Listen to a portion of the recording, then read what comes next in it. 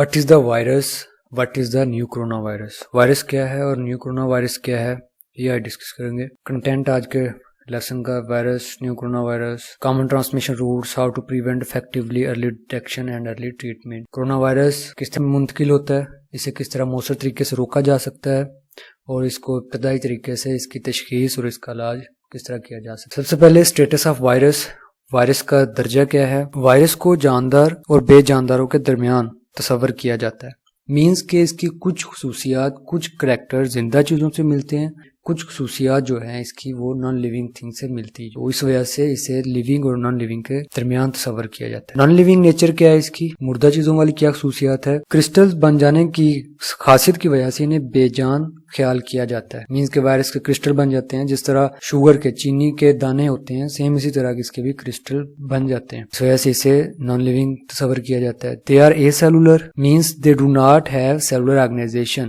ان کے اندر cellular organization جو نہیں پائی جاتی، سیل کی ایک تنظیم نہیں پائی جاتی، مینز کہ ان کے اندر نیوکلیس نہیں ہوتا، ان کے اندر سائٹوپلازم نہیں ہوتا، ان کے اندر باقی کے سیل آرگنیلز، مائٹوکانڈریا، گولجی باڈیز وغیرہ، رائبوسومز وغیرہ وہ ان کے اندر موجود نہیں ہوتے، اس وجہ سے اے سیلولر ہے۔ جس طرح کوئی بے جان چیز جو ہے اس کے اندر بھی یہ ساری آرگنائزیشن نہیں پائی جاتی، تنظیم نہیں پائی جاتی، اسی طرح وائرس کے اندر بھی یہ آرگنائزیشن نہیں پائی جاتی، اور یہ اسے آرگنزم تصور نہیں کیا جاتا، اس وجہ سے اسے 5 کنگڈم کلاسیفیکیشن میں نہیں رکھا گیا۔ پھر اس کے بعد لیونگ کریکٹر کیا ہے اس کی، زندہ جاندار اسے کیوں تصور کیا جاتا ہے، کیونکہ اس کے پاس آر این اے ہوتا ہے یا ڈی این اے ہوتا ہے۔ آر این اے اور ڈی این اے کیا ہے، انہیریٹڈ مٹیریلز ہے، وراثتی مادہ ہے، جس کی مدد سے یہ اپنی خصوصیات نیکسٹ جو اس کی جنریشن ہے، نسل ہے، اس میں منتقل کرتا ہے۔ اور اس کا جو آر این اے اور ڈی این اے جو ہے، اس کا ہیریڈیٹری مٹیریل جو ہے، یہ پروٹین کے اندر موجود ہوتا ہے، اور اس پروٹین کو کیپسڈ بھی کہتے ہیں۔ اور یہ اپنی جو نسل کشی ہے، جو عمل تلید ہے، یہ صرف زندہ سیلز کے اندر ہی کرتے ہیں، اس وجہ سے اسے لیونگ آرگنزم کہا جاتا ہے، کیونکہ یہ عمل تلید کر رہے ہیں، اپنے نئے انڈیویجول جو ہیں وہ پیدا کر رہے ہیں، اور لیونگ سیلز کے علاوہ یہ ریپروڈیوس نہیں کر سکتے۔ Where the cause number of disease, جب یہ ریپروڈیوس کرتے ہیں، ریپروڈیوس ان کی جب مکمل ہو جاتی ہے، ایک وائرس کی کافی ساری کاپیز تیار ہو جاتی ہے، تو اس کے بعد کیا ہوتا ہے کہ یہ سیل سے باہر آتا ہے۔ باہر آنے کے لیے کیا کرتا ہے کہ سیل کی جو سیل میمبرین ہے، باہر والی دیوار ہے، اس کو یہ بریک کر دیتا ہے، اور بریک کرنے کے بعد یہ سیل سے باہر آتا ہے۔ جب سیل کی دیواریں بریک ہو جاتی ہیں، جب کافی سارے سیل ٹوٹ جاتے ہیں، کا جو رزلٹ ہوتا ہے وہ کسی بیماری کی شکل میں ہوتا ہے۔ ریسپونڈ ٹو انوائرمنٹل فیکٹر، ماحولیاتی عنصر کے اگینسٹ جو ہے یہ کوئی رد عمل شو کرتے ہیں، جس طرح انوائرمنٹ چینج ہوتا ہے، ٹمپریچر چینج ہوتا ہے، نمی انوائرمنٹ کے اندر جو ہیومیڈیٹی ہے وہ اس میں جب کوئی چینجنگ آتی ہے تو یہ اس کے اگینسٹ کیا کرتے ہیں، کوئی رد عمل شو کرتے ہیں، ان کی ریپروڈکشن بڑھ جاتی ہے یا کم ہو سکتی ہے، اس طرح یہ انوائرمنٹل فیکٹر کے اگینسٹ ریسپونس کرتے ہیں۔ اور ان کا سائز بہت ہی چھوٹا ہوتا ہے، 20 to 250 نینو میٹر۔ اسے عام آنکھ تو دور، اسے عام لائٹ مائکروسکوپ سے بھی نہیں دیکھا جا سکتا، اسے صرف اور صرف الیکٹرون مائکروسکوپ سے ہی وائرس کو دیکھا جاتا ہے۔ اور جو یہ ڈائیگرام آپ لوگوں کو نظر آیا ہے، یہ 4 لاکھ گنا بڑا کر کے دکھایا۔ پھر اس کے بعد وائرس کیا ہوتے ہیں، یہ کنٹیجیس ہے، مینز کہ وائرس جو ہے چھوتی بیماریاں جو ہیں وہ پیدا کرتے ہیں۔ چھوتی بیماری مطلب کہ جب ایک مریض کو کوئی ہیلدی پرسن جو ہے، صحت مند شخص اس کو چھوتا ہے تو وہ بیماری اس صحت مند شخص کو بھی لگ جاتی ہے، اس وجہ سے اسے کہا جاتا ہے کنٹیجیس۔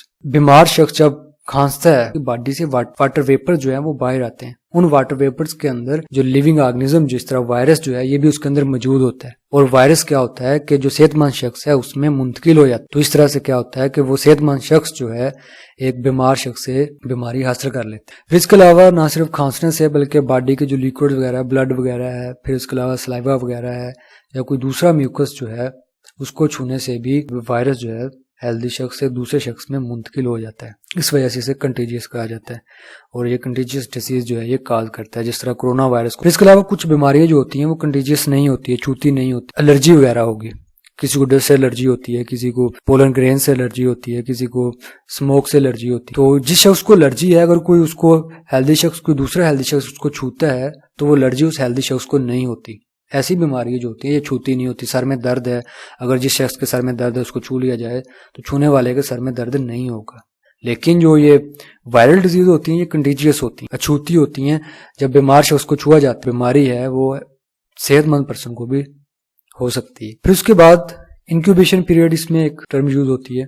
انکیوبیشن پیریڈ میں یہ ہوتا ہے کہ جب یہ وائرس کسی شخص میں منتقل ہوتا ہے، منتقل ہونے سے لے کر اور بیماری کی علامات واضح ہونے تک کا جو پیریڈ ہوتا ہے ان دونوں کے درمیان کا جو پیریڈ ہوتا ہے یہ کہلاتا ہے انکیوبیشن پیریڈ. اس پیریڈ میں اس بیماری کی علامات واضح نہیں ہوتی. ایک شخص کو یہ کرونا وائرس ہے، اگر اس کو کوئی ہیلدی شخص چھوتا ہے تو وہ کیا ہوگا، وائرس اس میں منتقل ہو جائے گا. کرونا وائرس کا بیماری پیدا کرنے کے جو ٹائم پیریڈ ہے، جو اس کا انکیوبیشن پیریڈ ہے، وہ ہے 7 to 10 days کا ہے. ان 7 اور 10 دن میں اس شخص کے اندر بیماری کی علامات جو ہے وہ واضح نہیں ہوگی. ان دنوں کے بعد اس کے اندر بیماری کی علامات جو واضح ہوتی ہے. تو اس پیریڈ کو کہا جاتا ہے انکیوبیشن پیریڈ. اسی وجہ سے کہا جاتا ہے کہ احتیاطی تدابیر کو اپنایا جائے.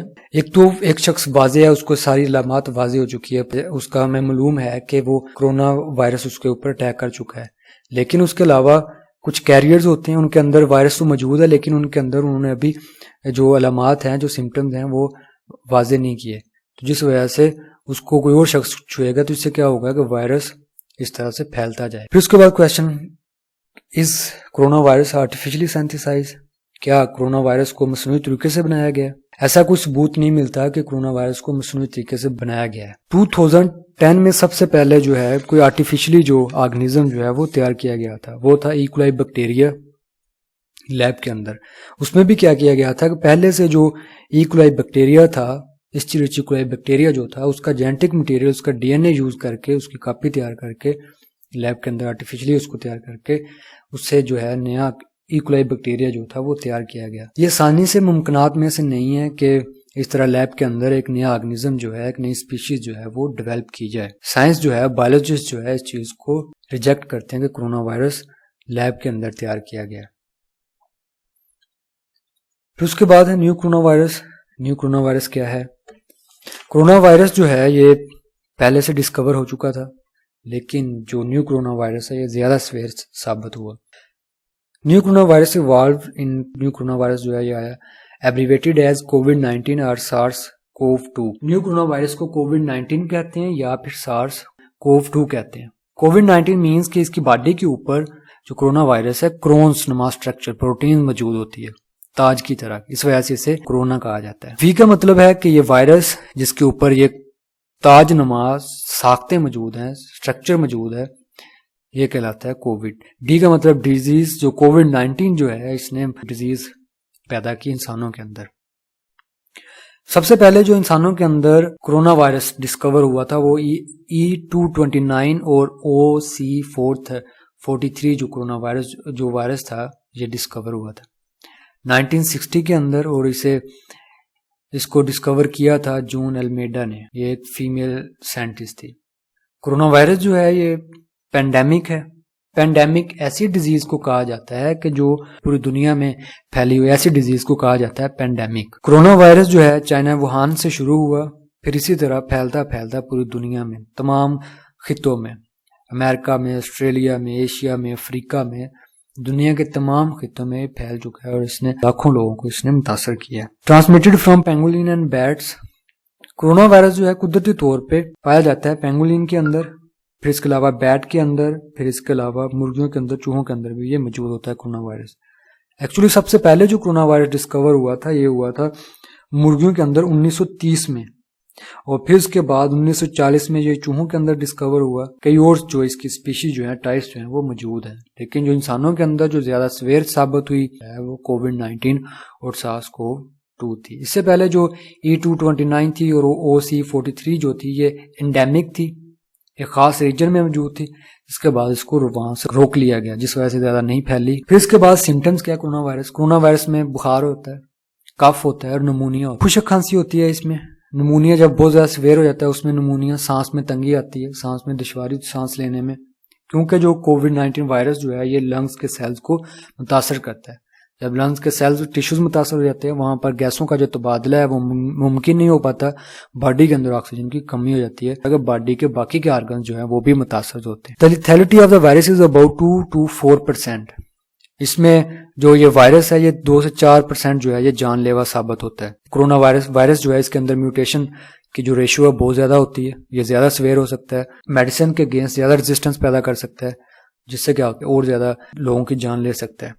اور اس لیے بھی لیتھل زیادہ ہے کیونکہ ابھی اس کی جو میڈیسن جو ہے وہ پراپر ڈسکور نہیں ہو سکی، ویکسین ڈسکور نہیں ہو سکی. پھر اس کے علاوہ اس کے کامن ٹرانسمیشن روٹس، کس طرح اس سے یہ منتقل ہوتا ہے ایک شخص سے دوسرے شخص سے. اس میں ڈراپلیٹس، ریسپیریٹری ڈراپلیٹس، جب کوئی شخص سانس لیتا ہے وہ سانس لینے کے دوران وہ ایکزیل کرتا ہے water Vipers, in water Vipers کے ذریعے بھی جو یہ وائرس ہے یہ ٹرانسمٹ ہوتا ہے ایک شخص سے دوسرے شخص میں. کیونکہ اس کا سائز بہت چھوٹا ہوتا ہے، واٹر ویپرز ہیں ان کے ذریعے بھی ایک شخص سے دوسرے شخص میں منتقل ہو سکتا ہے. پھر اس کے علاوہ ریسپیریٹریز، کف کے ذریعے، کھانسی کے ذریعے، سنیز کے ذریعے. جب ایک بیمار شخص کھانستا ہے یا چھینکتا ہے اس کے جسم سے نکلنے والے جو واٹر ویپرز ہیں وہ ان کے ذریعے بھی ایک شخص سے دوسرے شخص کے اندر ٹرانسفر ہو سکتا ہے. پھر اس کے علاوہ میڈیکل آپریشن کے ذریعے پیشنٹ ڈراپلیٹس، ایروسولز کے ذریعے کو اگر کوئی سرنج اس میں پیشنٹس کے اندر استعمال کی ہے، اگر وہی سرنج ہے ہیلدی شخص کے اندر استعمال کی جائے گی تو اس میں بھی یہ ٹرانسفر ہو سکتا ہے. اگر کوئی آپریشنل ٹول جو ہے، آلات وغیرہ جو ہے بیمار شخص کے اوپر استعمال کیے گئے ہیں، اگر وہی ہیلدی شخص کے اوپر استعمال کریں گے تو ہیلدی شخص کو متاثر کرے گا. پھر اس کے علاوہ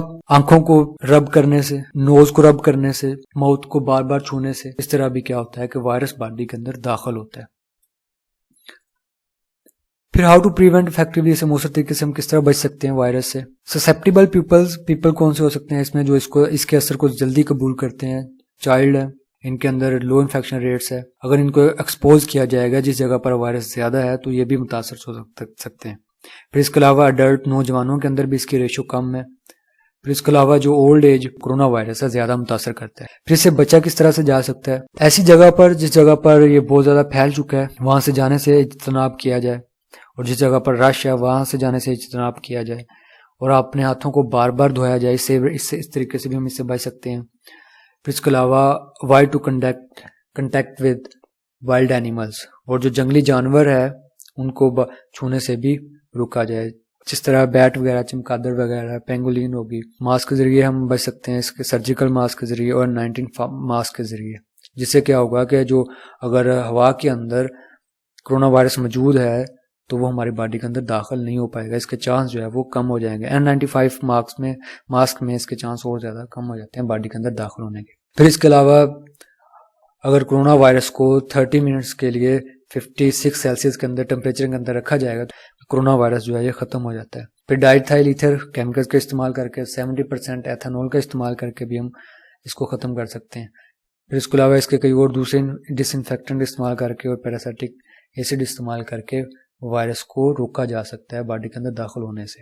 امیونٹی، جس کی امیونٹی بہتر ہوگی، قوت مدافعت کا نظام بہتر ہوگا، اس کے اوپر وائرس کے اٹیک کرنے کے چانس جو ہے کم ہوتے ہیں.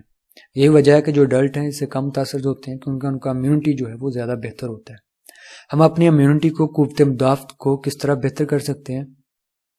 ریگولرلی ایکسرسائز کے ذریعے اپنے جسم کو بہتر مضبوط کر کے ہم اس سے بچ سکتے ہیں.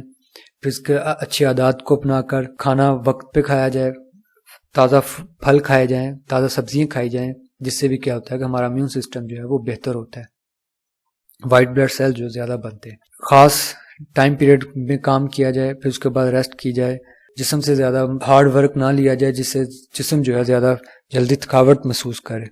تو اس سے بھی کیا ہوتا ہے کہ باڈی کی جو امیونٹی کم ہو جاتی ہے. پھر اس کے بعد ڈائگنوسس کی تشخیص کس طرح سے ہوتی ہے اور ٹریٹمنٹ. تشخیص میں یہی کہ اگر کسی کے اندر یہ علامات ہے، کھانسی ہے، اس کو خشک کھانسی ہے، بخار ہے، ٹمپریچر ہے، نمونیا ہے، سانس میں درد، سانس لینے میں دشواری ہو رہی ہے، یا پیٹ میں درد ہے، یہ بعض دفعہ اس میں اس کے سمٹمز میں وومٹنگ بھی جو ہے یہ بھی آبزرو کی گئی ہے، اس میں ڈائریا وغیرہ جو ہے یہ بھی آبزرو کیا گیا ہے اس کے ٹریٹمنٹ میں. یہ ساری علامات ڈاکٹر کو ٹروتھفلی بیان کی جائیں. پھر اس کے بعد آپ ٹریول ہسٹری جو ہے وہ بتائی جائے کہ آپ نے اس جگہ کا سفر کیا جس جگہ میں یہ بہت زیادہ پھیلا ہوا تھا کرونا وائرس. اگر ایسی کوئی سچویشن ہے تو وہ ڈاکٹر کو کلیئرلی بتائی جائے. پھر اس کے ٹریٹمنٹ میں پراپر ابھی اس کی ٹریٹمنٹ ڈسکور نہیں ہو سکا، اس کے لیے وہ ڈینگی کی جو میڈیسنز ہے وہ یوز ہوتی ہے اس کے لیے. پھر اس کے علاوہ اینٹی بایوٹکس کا استعمال کیا جاتا ہے، ایریتھرومائسن، کلوروکین کا استعمال کیا جاتا ہے، جس سے جو ہے کسی حد تک اس سے بچا جا سکتا ہے.